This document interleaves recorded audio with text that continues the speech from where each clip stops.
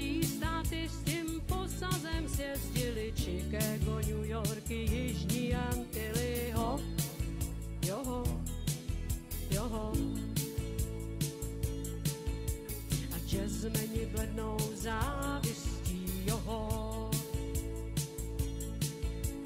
Jazzmeni blednou závistí, joho.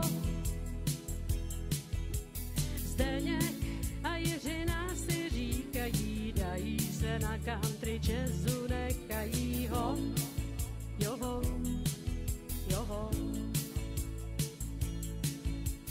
ho, joho. Tak tímto jsme se vám teda znovu představili. Zdeněk a Jiřina si říkají. Hráli jsme tady v roce 1973 Čaje o páté na Liďáku. Byli jsme tady poměrně, si myslím, dost známá a úspěšná skupina na okrese Blansko. Takže my jsme ten zbytek z toho, co zbyl z Nonusu, proto název tady Nonusáci. A celý večer vám teda bude zpívat zpěvačka kapely Nonus Jiřinka Moláková Brodecká. Ano. A bubeník kapely Nonus Zdeněk Brodecký.